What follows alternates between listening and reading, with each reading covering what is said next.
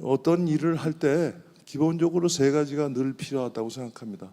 먼저 일을 도모할 사람이 필요하죠. 그리고 새로운 일을 할 때는 새로운 테크놀로지, 새로운 시스템이 필요합니다. 이게 다 돈이 필요한 일입니다.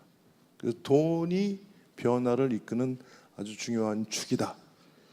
그런 면에서 오늘 탄소 중립과 금융의 역할, 아무리 강조해도 지나치지 않을 줄로 압니다. 특히 탄소 중립 넷제로라는 건 그야말로 토탈 시스템의 체인지를 뜻하는 거기 때문에 참으로 막대한 자금, 그것도 긴 시간 버텨지는 인내 자본이 중요합니다. 대한민국의 미래가 그런 면에서 금융에 의해 달려있다 해도 저는 과언이 아니라고 생각합니다. 글래스고, 영국이 야심적으로 준비했던 그 기후변화 당사국 총회 글래스고 26차 회의에서 이른바 넷제로 뱅킹 얼라이언스라는 게 출범을 했습니다. 그래서 중요 국제 금융기관, 은행들이 넷제로에 기여하도록 하는 일종의 얼라이언스인데, 사실은 내용을 보면 굉장히 중요한 게 많아요. 과연 그런 은행들이 어떤 대출을 해주고 있느냐, 이런 것까지도 이제 투명하게 공개한다라는 서약을 하고 참여를 했는데 44개국에서 한국을 포함해서 140개 금융기관이 참여를 했습니다. 그 금액을 종합해 보면 한 75조 달러 정도 됩니다. 이제 좀 더 가시화되는 와중에 있고요. 그리고 올해 아제르바이잔 바쿠에서 제29차 기후변화 당사국 총회가 열리는데 가장 큰 의제가 New Quantified Collective Goal입니다. 정량적으로 돈을 얼마나 새로 모을 것인지, 그것이 바로 이번 COP29 29 당사국 총회의 핵심 의제입니다. 여기에 기존에는 이런 그 기후 금융에 기여할 의무가 없는 국가들이 추가 공여국으로 선상에 오르고 있어요. 중국, UAE 등등의 중동 국가, 싱가포르, 그리고 또 한국이 들어갑니다. 한국은 뭐 현재 국제법상 공여해야 될 의무가 있는 국가는 아니지만 한국 경제의 규모, 수준 등을 감강할 때 상당한 역할을 요구받고 있는 것도 사실입니다. 이런 가운데 몇 달 전에 우리 금융위원회, 그리고 금융감독원, 그리고 환경부, 그리고 산업은행을 비롯한 국제금융기관, 그리고 국민은행을 비롯한 5대 시중금융그룹이 합심을 해서, 저도 그 자리에 있었습니다만 450조 플러스 알파의 녹색 금융을 2030년까지 조달하기로 하는 정책을 발표를 했습니다. 저는 매우 뜻깊다고 생각합니다. 이제 우리한테 남은 과제는, 물론 거기에는 420조는 정책 금융이고 미래 에너지 펀드, 또 기후 기술 펀드 등이 속속 지금 들어서고 있지요. 과연 이것이 어떻게 효과적으로 이른바 딜리버 되느냐, 이런 게 우리의 숙제로 남아 있고, 그래서 오늘 이 세미나가 참으로 중요하다고 생각을 합니다. 벤 칼데콧은 제가 그 옥스포드에서 열린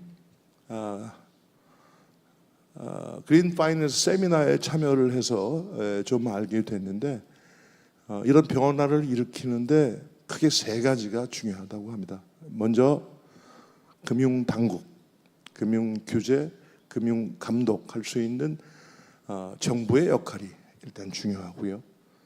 거기에 금융연구원도 들어갑니다.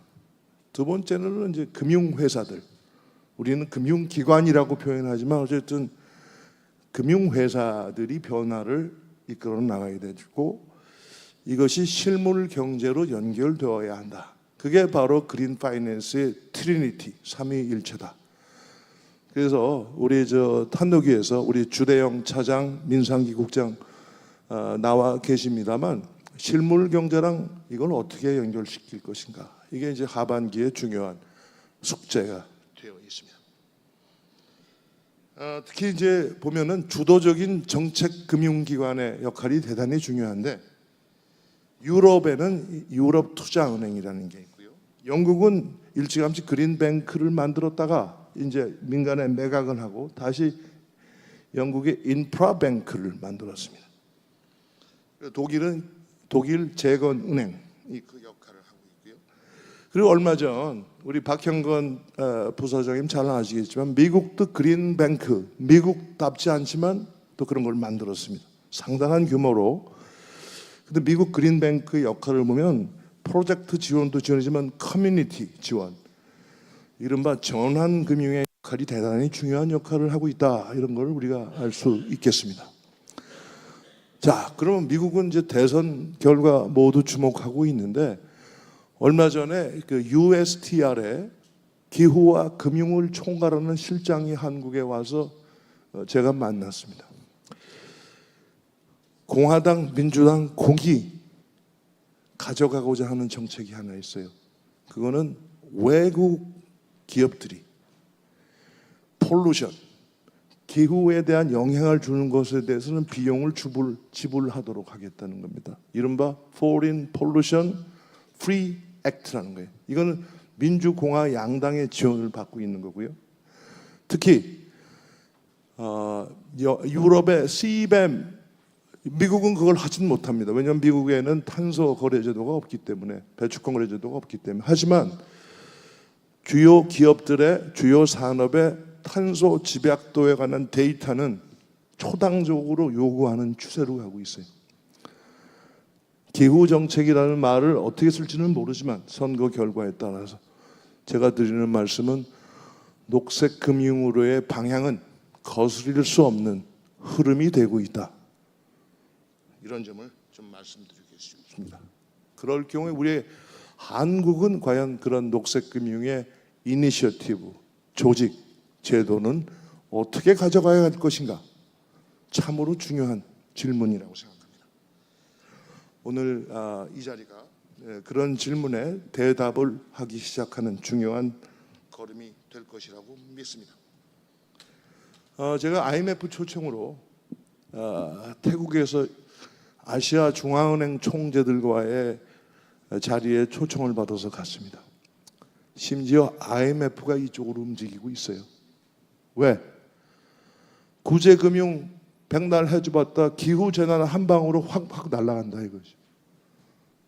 기후 문제를 IMF 정책 테이블에 올려놓지 않으면 이른바 구제금융이라는 것도 이 시대에는, 기후 위기의 시대에는 제 의미를 찾기 어렵다, 이런 맹렬한 반성을 하고 있는 것을 제가 봤습니다. 그리고 IMF의 기후 금융을 특별히 준비하는 팀들도 제가 만났어요.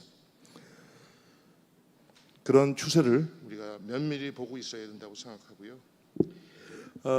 우리 경제의 사령탑을 맡고 있는 최상목 경제부총리께서도 우리 역동적인 경제, 다이내믹 이코노미의 한 축으로서 녹색 성장, 녹색 전환을